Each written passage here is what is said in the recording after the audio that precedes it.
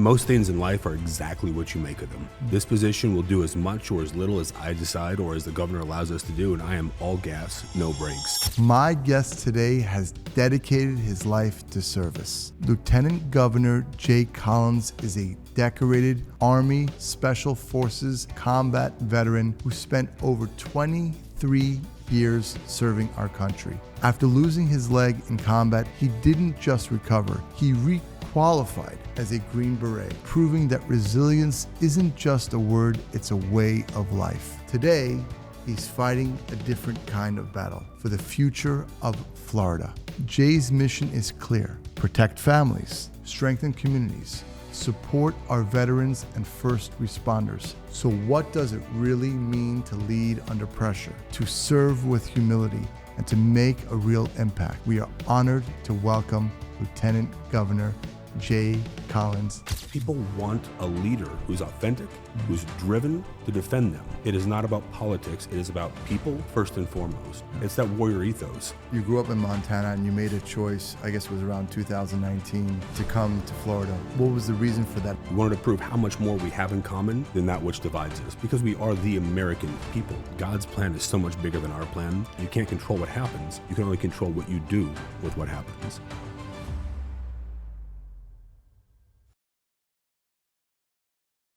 Hi, Jay, and welcome to Common Denominator. Moshe, thank you for having me. Excited to be here. So I think it's just completely amazing that, your journey of what got you to the point where you are right now as the current Lieutenant Governor of the state of Florida. I'm sure it wasn't simple, and being Lieutenant Governor to the layperson, it seems, just ceremonial. But for you, it's anything but that. Take us back to your origins and the things that led up to this point. Yeah, no, it's interesting. Most things in life are exactly what you make of them, right? This position will do as much or as little as I decide or as the governor allows us to do, and I am all gas, no brakes. But why is that? So, unlike, a lot of people who perhaps get into politics, this wasn't my dream.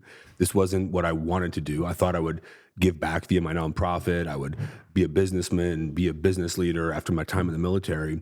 But it really all started way back on my family's farm. I was born to a 16-year-old kid. I was adopted. My grandparents gave me an opportunity, gave me a home. And when people tell you one or two people can't make a difference, well, I know two that made a huge difference in me because they gave me a chance. They gave me an opportunity to grow.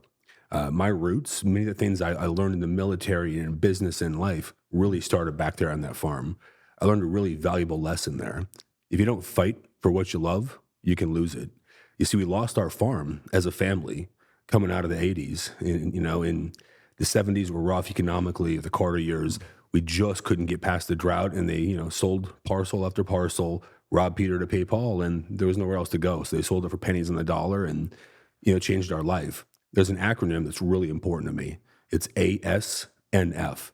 A son never forgets. You never forget where you come from. But I'll never forget my dad's face when we left our farm for the last time. It changes everything. Very typical in that report. Beyond there, I grew up, I played sports. We were in a small town, so you did everything. You were in the band, the choir, you played football, baseball, basketball, track. Academically, they challenged us. They focused on true education, learning the classics, how to solve problems, how to think. It was fantastic. Eventually, I got to college. I thought I was going to be in the NFL, quickly realized that was not going to be my future, and joined the Army a couple years later. I needed something more. Frankly, it was the best thing that could have happened. God's plan is so much bigger than our plan. I needed to be brought up in adversity. I needed to be able to understand that stress is what you make of it. You can't control what happens. You can only control what you do with what happens. And I learned that at an early age. So I joined the military. I'm not going to say my recruiter lied to me when I became an all-source intelligence analyst, but I expected James Bond. That was not what I did. I lived in a building with no windows under the ground for 12 or 15 hours a day, but it was the perfect place. I learned strategy, operational connectability, how things affect people on the ground, and I kept volunteering. Loved what I did. Lived in Korea, lived in Colorado, went to California, Texas. Eventually, I got a job in the RAF Molesworth in the United Kingdom. Pre 9/11, amazing things, strategic intelligence, working SIGINT, IMINT, HUMINT, all of these platforms just to come together. And they sent me to a school in Arizona where I met, someone who would have a profound shift in my life. Her name is Layla. She's not my wife. She was actually more like James Bond, oddly enough. She was a counter-intel agent. And we both went to school. We hung out in groups, started dating. 2 months later, we ran off to Vegas, got married, and we've been married for 25 years. We have 2 boys, Gabe and Colt, 13 and 10, and they're our reason for what we do. So with that, eventually we got stationed in Fort Bragg, North Carolina. I kept volunteering, eventually going to selection to become a Green Beret. Wanted to be a weapons guy. I was a little older, thought, that's the quickest way. Let me get out there and do something cool before the war ends. None of us imagined the war on terror would last 20 years. My goodness gracious. 2 decades of our lives of being a nation at war, not at peace. And what's interesting is, again, I didn't want to be a medic. They made me a medic. They said, you want to be a Green Beret? You're going to be a medic. Well, roger that. I did it. Eventually, those skills came in handy because in 2007, I got shot. I got hit by a ricochet. Round 1 in, I lost about 1 liter of blood. About 24 hours later, I ended up doing a fasciotomy on myself with my junior medic and a couple other guys assisting. Saved my arm, but I do have 2 hands. Both work more or less, and I have 1 leg. So all in all, we did pretty good. Later on that year, we were there for one of the first times they ever tried to overrun a fire base in Afghanistan. And, it was crazy. We were shooting people right in front of our walls and dropping bombs right outside there. They were attacking us to kill us all. So when you're focused and you're faced with fighting for your life, what do? You fight for your life. Unfortunately, I got hit. I fell down a flight of stairs, peppered with shrapnel. Not a big deal. I didn't wake up with my leg missing. I hit the ground. I shook it off and I went back up. I had no idea that 7 years after that, they would amputate my leg because of the things that happened there. What had happened now in January of 14, we had to put together because part of it was me. They select us, they train us to be very focused on mission, success, the people to our left and right, so you compartmentalize pain and everything else you deal with. And that's what I did. I got hit. I went to selection a couple of times for a special unit on Fort Bragg, and I just ignored pain. My leg wasn't working. I would be running straight, and my leg would stop, and it would go left. And I'd trip and fall down a mountain, up a mountain, on the ground. I'd get up, shake it off, and go again.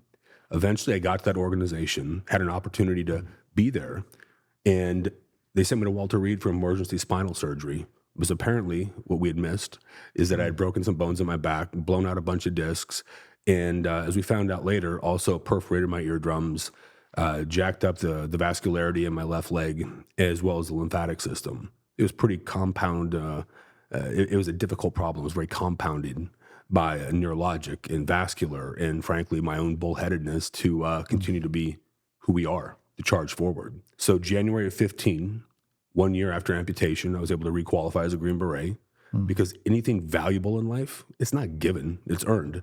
But I had to run, jump, shoot, move, communicate, do our PT test, jump out of airplanes, day and night, static line, free fall, under O2, at night, jump master duties. Every single thing that I'd ever had to qualify on, I redid.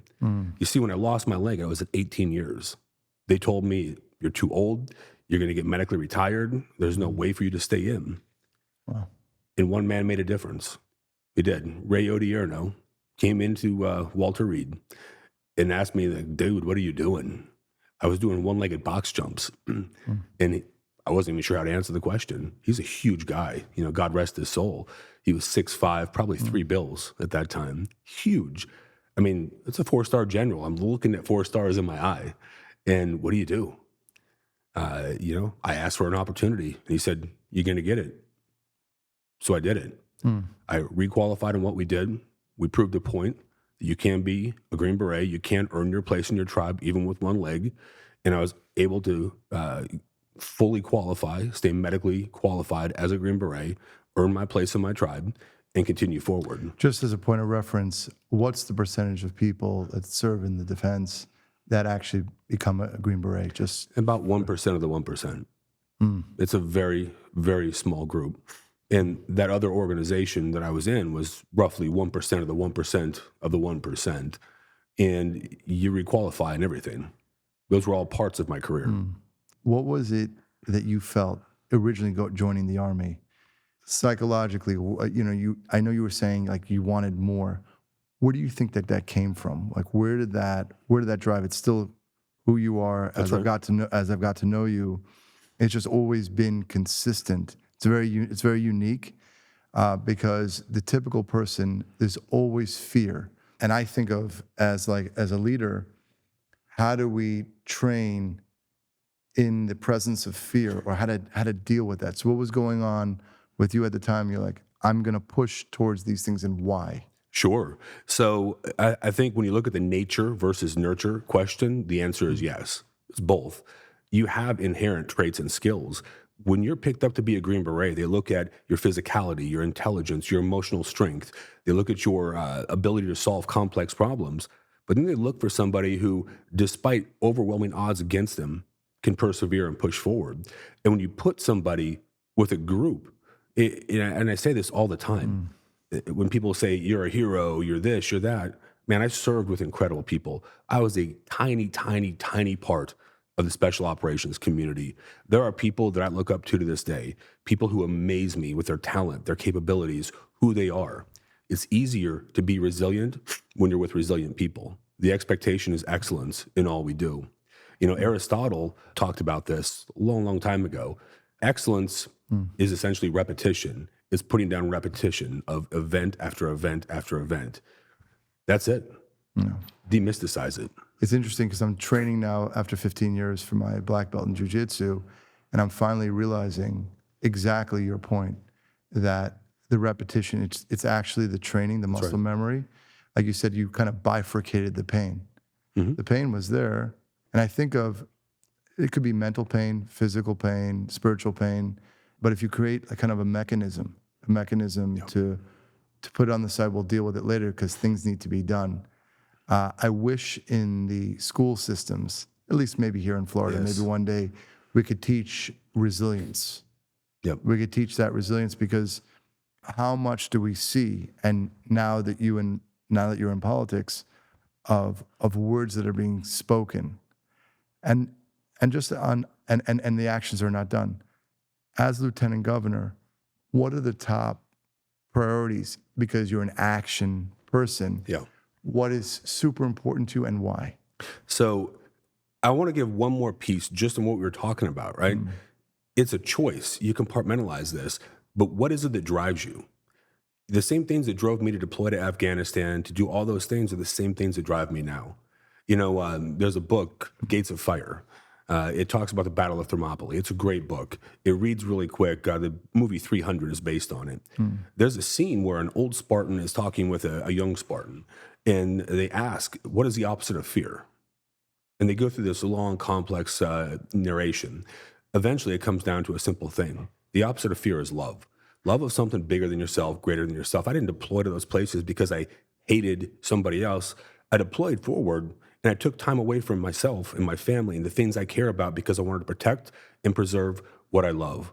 So when I talk about what's important to me as a leader, what's important to me as Lieutenant Governor, it's my faith, it's my family, it's freedom, it's all the same things.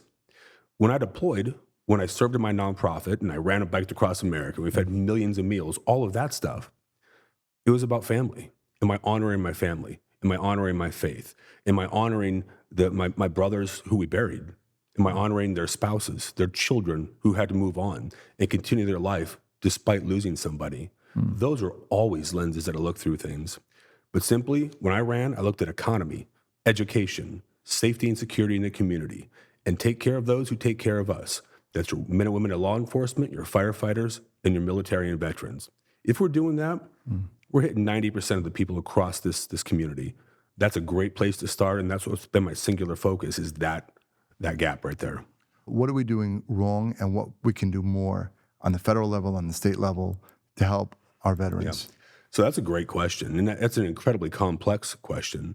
We do a lot, But unfortunately, when the government solves problems, they like to bolt on bureaucracy. It's a requirement. It's more money, more people, more assets, but they never solve a problem. One of the things I joke about everywhere I go, how many of you have experienced the government trying to solve a problem? They don't ask subject matter experts. They make a second problem, a third problem, a fourth problem, a fifth, and never fix the first problem or the other four they created. Let's stop doing that. Why does the VA struggle? Because you're so disconnected from the person you're trying to serve. It is so big, so bureaucratic. There's so much confusion. You can't actually focus on the person who's on the ground doing that, whether it's unions or liberal policies that break common sense up. You've got to connect with a person, reach them for who they are, how they are, where they are. It's that simple. In the government, in military, in life, in politics, it's all the same. It's about people. So where are we going wrong? The VA itself, it's too big. It should be block budgeted, broken down, and power pushed to the states. Let the states lead. If a state doesn't want to honor their veterans by making it a respectable place where they can honor their service or sacrifice, well, you know what? Give veterans true freedom. Let them vote with their feet and go someplace where they're desired, where they're wanted.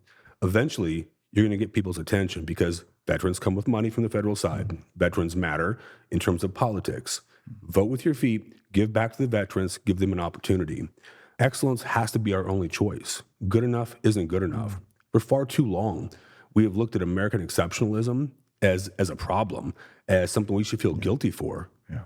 Moshe, it is what drives who we are. Disproportionately, this nation was founded, our forefathers said, out of many one, by people who were willing to risk it all. They left a nation they knew, came to a country they may not even know really existed on a boat. They came here, they built a life out of nothing. It's incredible. That's who we are. So when we talk about education, and you mentioned that earlier, what goes wrong? We're not teaching people how to solve problems. We're not relying on faith. We're not relying on physicality. It's a strong body, a strong mind, and a strong spirit. No matter what your religion is, when those three things are locked in and we hold people accountable and we let them know, look, it's okay if you fail. Man, I have failed at more things than I can count. Many of the best lessons I learned face first. I had to get up. I was a little embarrassed, sometimes a little bloody. And you know what? I smiled, I dusted off, and I got back on grid, back on the route that we needed to be on, and got back to work. That's it. That's all you have to do. That is life's secret sauce. Yeah. We're seeing a lot, especially in the young generation, of that immediate gratification. I always wonder, and I talk to my kids so much, go long term, be the turtle, just That's right. Figure out.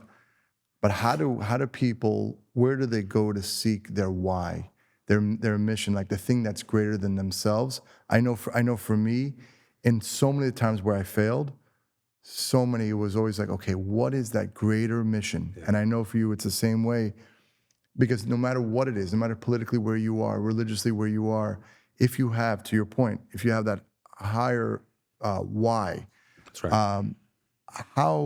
When I speak to the younger generation, they don't even know where to start to find that why. They don't have people to look up to, leaders. How do we create systems, more accountability, more why, more purpose, right? How do we do that? Well, I think you have to first stop and do this. Life is about people. You got to stop and have a conversation, right? Ferris Bueller, you never know what you're going to miss, right? One of my favorites. Yeah. It's an incredible thing, right? Just go live your life, man. We are so blessed to live in this nation. I have been all over the globe. I have seen great nations. I have seen places I really would rather never go back to. And I've lived in many of them. The reality is we have so much opportunity, so much potential. I mean, look at my story. I am a kid who was born to I'm a guy who was born to a kid, 16 years old, adopted, didn't have two wooden nickels to rub together, joined the military, got shot, got blown up, lost a leg. I could have sat there and accepted, okay, I'm just going to sit there, I'm going to feel sorry for myself. But why? I'm grateful for every single thing that happened to me because it made me who I am. One of the things that we have to remind people is, do you know how you create steel? It's heat and pressure. If God gave you a challenge, just smile and say good. It means you have potential. You have the ability to get through that. God will never give us more than we can handle. Just smile, get through it. The highs are never that high. The lows are never that low. Build your system, work hard, but you got to see the tree and the forest, right? So what do I mean by that? Where's your goal? What do you want to do? If you look to provide value, to make a difference for the people around you, that moves in everything. You and I have talked about how your life has become so many things. You're a serial entrepreneur. Like many people, you just provide value. You make a difference. You solve problems. That's your direction. That's your azimuth. You can build businesses while you do that. You can lead communities. You can lead the state of Florida, it turns out, if you just provide value. We have a saying in Special Forces, and it's one that, frankly, I love, and it's very simple. Do not self-select. See, selection is an ongoing effort as Green Berets. What they mean by this is don't quit. You're going to fall. You're going to fail. Let somebody else tell you you're not good enough. If you're still in it, you're still in the fight. Just keep working. But man, the path, the process, the moment that you're struggling, that's all part of God's plan. It's okay. You're going to get by it. But there is one thing, and I think it's really critical to say this.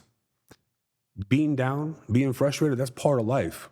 Talk to your friends, right? We all need someone to lean on. Nobody got where they are by themselves. When I lost my leg, my wife was also a veteran. She's a 20-year counterintelligence agent. I'm able to stand on two legs and was able to requalify because she sacrificed her career for me, to stand up for me, to protect our son who was struggling with health problems. So I remember her sacrifice. I remember that, and I'm incredibly grateful. I love her. She has been a rock through all of this.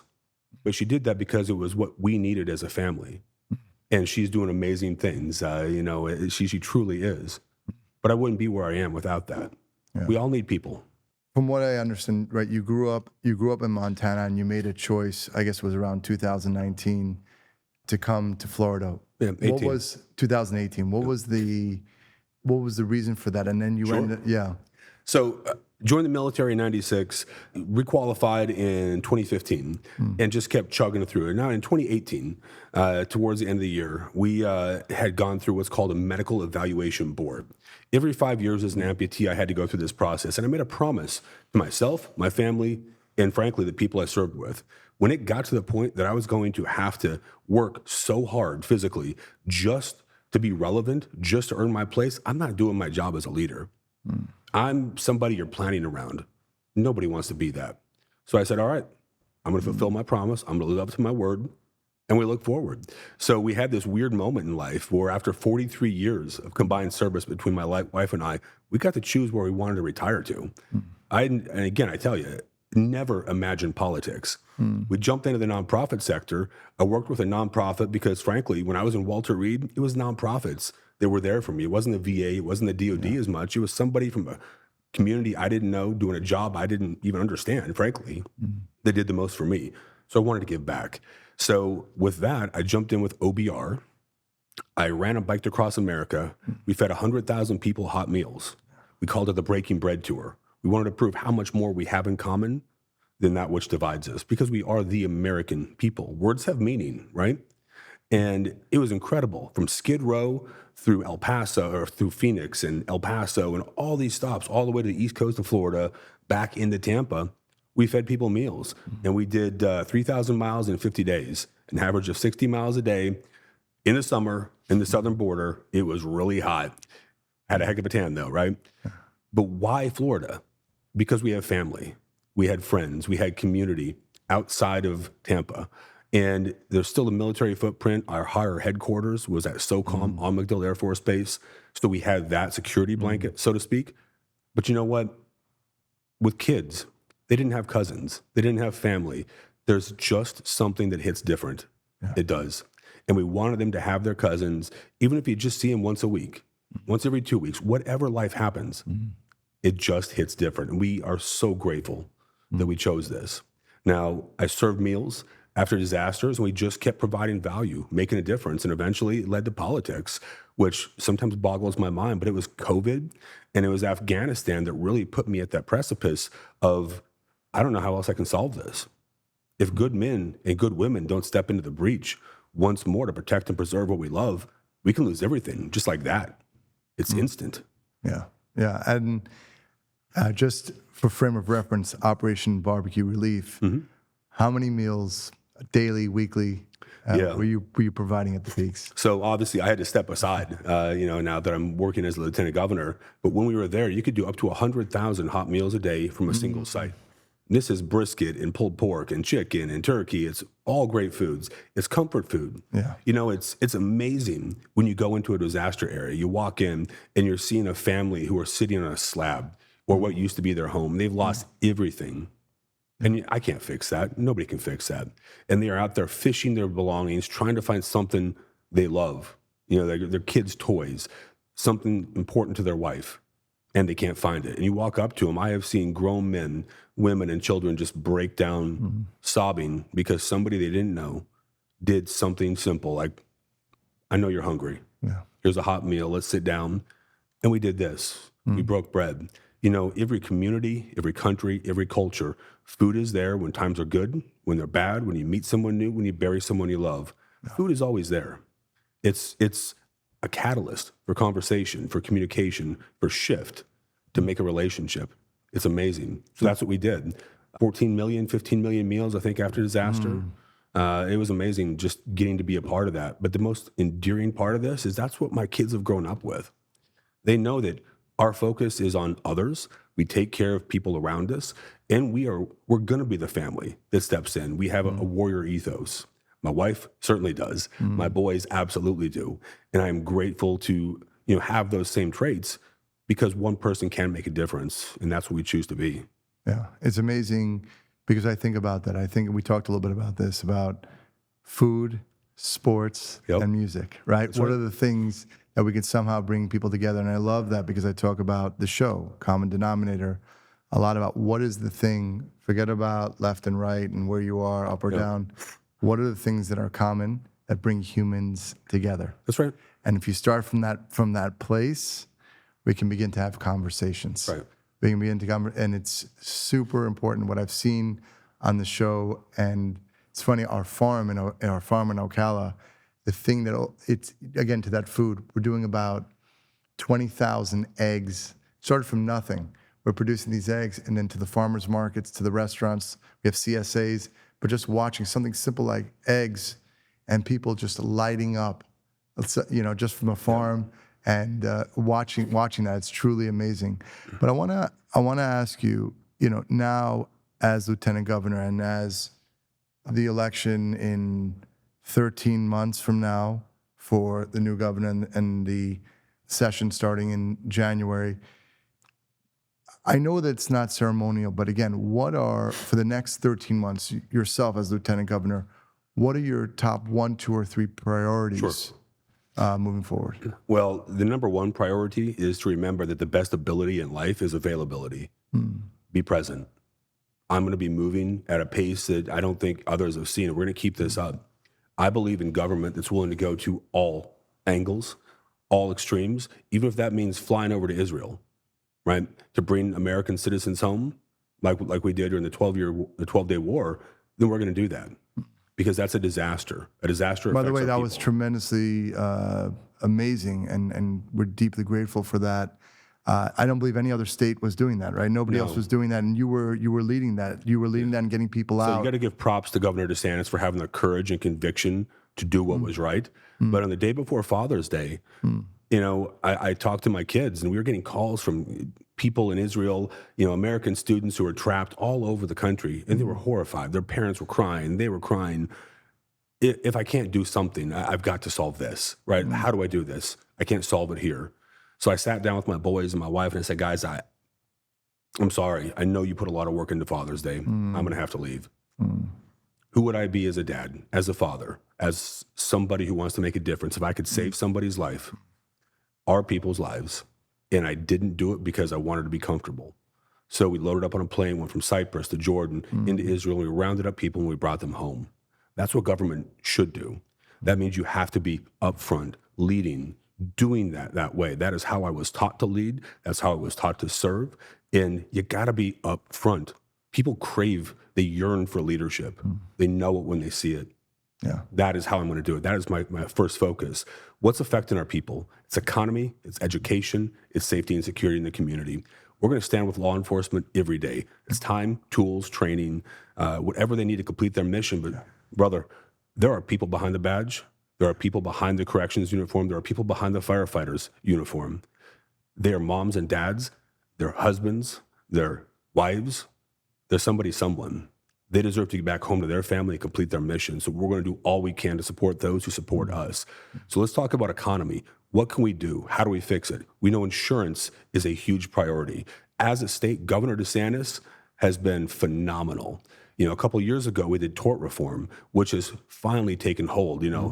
Knock on wood, no hurricanes, right? This year. And you're going to see this continue to stabilize. When we did tort reform, we had something like 77% of the litigated claims. 77% of the litigated claims in America came from this state, while only double digits on the low end, like 15 or 14 actual claims came from the state of Florida.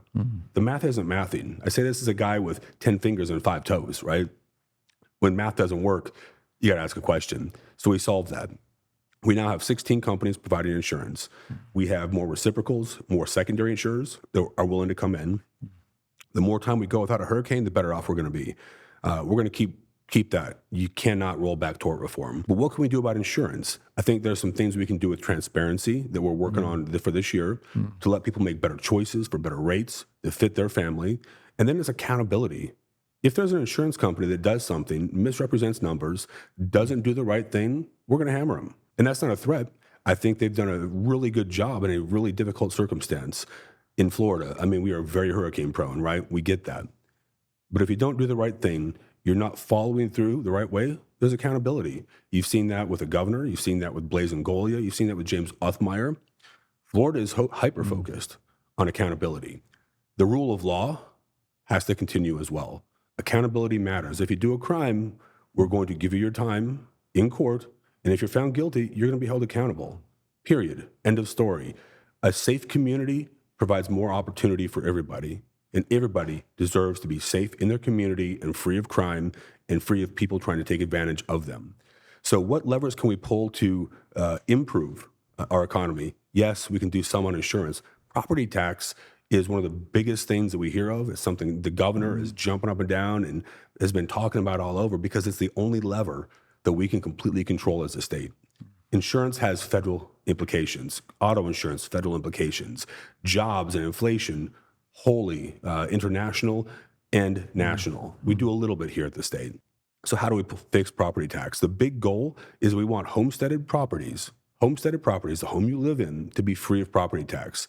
As the governor has said many times, you never really own your home if the government requires you to rent it from them via tax. Sure. Less taxation is good for everybody. It's not the government's money, it's our money. And if we can get away from that, we should. So what does that look like? Your property tax is a huge number, but only 6 to 8% of that bill, of the property tax and money that comes in an average county, in most counties, is from homesteaded properties. It's a de minimis amount of the property tax, so it's solvable. So how do we make up for that gap? We don't want to increase taxes. We don't want to levy taxes on other people. So how do we do that? We're going to tighten our belts with FAFO or DOGE, as it's known federally, right? You got to clean up spending. You got to hold people accountable. Stop spending money on things that don't aid to the greater good, period, right? If you're lying, you're cheating, and you're not doing things the way you should, accountability is coming. We can also work on our procurement, our purchasing, get better as a state and as municipalities to purchase things, buy things, and fix our systems. There's still waste. There are still things to fix. We can do better at that. And then, we've got to figure out how can we continue to work through this. And you got to look at the math. And again, I say this as someone with 10 fingers and 5 toes. I like to make that point because it's visual. Math wins. It always does. Here's what I know. You can't just pull the lever and turn it off instantly. You got to measure once, twice, maybe thrice. Put the time in, the work in. What I love about Governor DeSantis is he is bold. He is putting out there what he wants to do, but he is doing the work behind the scenes to back up his convictions and put in a plan. We'll have our plan come out pretty soon, and I'm not going to jump the gun. That is the governor's to release. I have his back, and when he's ready to talk about it, we'll put it out there, and that'll be his vision for how we're going to get exactly to where we're going to be. But that money can be made up. That problem can be solved. This is Florida. This is America. We do hard things. We can't back down just because someone says it's hard. My goodness gracious, we wouldn't be a nation if we did that. And the last thing is education. We got to teach the facts. We have to make our kids able to fight in the future for whatever comes up. So how do we do that? One, I don't think there is a one-size-fits-all approach, Moshe. I don't. There is no tube sock of education, right? You can't just put it on and it's going to fit. That fails everybody. You got to have tailored solutions. That's why choice was so important here. We're going to maintain that. We're going to keep pushing forward on that. Beyond that, what I really, really want to see with education is continuing to clean this up, get rid of the nonsense, teach children how to solve problems, how to compete, how to solve problems, how to understand where their moral compass points, where the true north is as a nation, as a person, as a family, what's great about what they have, what they're truly looking at and fighting for. When we do that, I think we make America competitive on all levels. We make Florida increasingly competitive. I believe when Florida leads, America wins. That is how I see this. That's what we aim to be, and that's what I'm pushing for over the next 17, 18 months. For sure. And I think about the critical thinking that they should, and resilience that they should teach in the schools. Right. And I really do appreciate it. Looking back at your life, what's the thing that sticks out in your mind that you're deeply grateful for? Everything. I wouldn't trade a single thing that I've gone through, whether it was great at the time or less than stellar at the time. I wouldn't trade anything, man. It's that journey that got me here. Sometimes you just got to take a step back. I mean, my story sounds like a bad movie, like a bad Hallmark movie, something my wife would make me watch at Christmas, right? It's crazy, but it's the reality of my life. I have come from nothing. I have pulled myself up. I have fought. But in this country, it's possible. Look at the parallel with here in Florida and all that we're doing right. People are screaming and running to Florida because our economy is strong, our education is strong. We have the best place to build a business for years running. You have more individual freedom here than in any other state. And what's going on in New York? We have liberty and freedoms being taken. People are at risk. Law enforcement is on their heels. It's upside down. We have to fight for what matters. For America, for our freedoms, for our liberties. They matter. That's what this is all about. And, thank God. I thank God. I thank God for giving me the opportunity to go through those hard times. It's amazing because you could take the same exact factual patterns of what you've been through, and you can have a bad attitude, or you can have gratitude. You can have that. You can have gratitude, and it's amazing that you can see that, and you just feel it. We're sitting across from each other. I know. I wish, and I tell my wife and my kids, like, that there should be more leaders, and you're doing your part. What would you say would be the common denominator of great leaders? That's a great question. I believe that most great leaders know themselves first. They understand who they are, what drives them. They've come to grips with, I don't have to be perfect for everybody. I don't have to make everybody happy. I have to be true. I have to speak the truth. I have to stand for the truth. Be authentically yourself, and people follow. Nobody follows someone who's a sham. You may have a job that puts you in charge, but you're never going to be a leader until you really do what I call the political double tap. It's the head and the heart. You got to know what you're talking about, but you got to be somebody that people trust, that they're willing to follow, that when all chips are down, you have no money, you have no assets, you have no anything. You run out of people.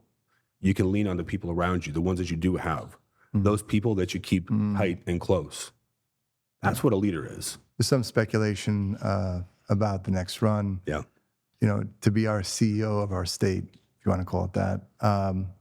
What are your thoughts on that? Well, again, sometimes I laugh, right? I remind myself, growing up without anything, we had commodity cheese. We were on and off of food stamps. And I think back to where I came from, and for the record, commodity cheese was great cheese. It was fantastic. It was real cheese. Not afraid to lead. I can tell you that. Yeah. It really, at this point, my family is with me. Our community is incredibly supportive. The people I know the most, Moshe, you're one of those. You want someone who I love and I trust and who understands who I am. That support is critical. But then do I believe that my approach to leadership is what's best for the state? You know, I'm tired of leaders thinking it's my turn. I deserve this. I'm due this moment. It's not an easy task. You don't just decide you're going to be the CEO of Florida, the governor of Florida, right? Yeah. It's a heavy, heavy thing to think about. So I've taken a very long and arduous process. Here's what I've found out in my travels around the state for the last 60 plus days. People yearn for leadership, Moshe. They do.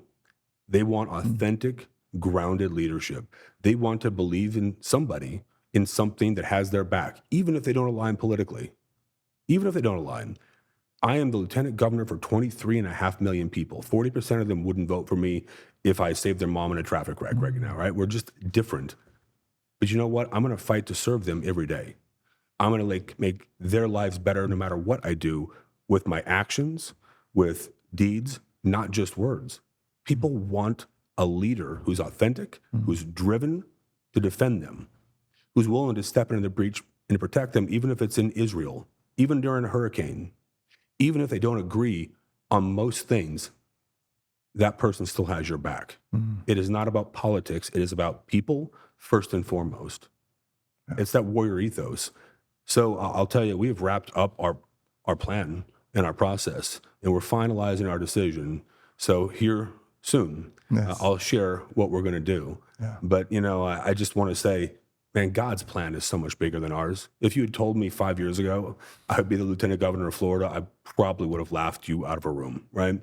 If you told me 10 years ago, I never would have imagined politics would even be a discussion. But what an incredible honor for someone like me to just be in that discussion. And what I want people to know is, man, you got to step up and fight when it matters the most. You do. Yeah. Thank you so much.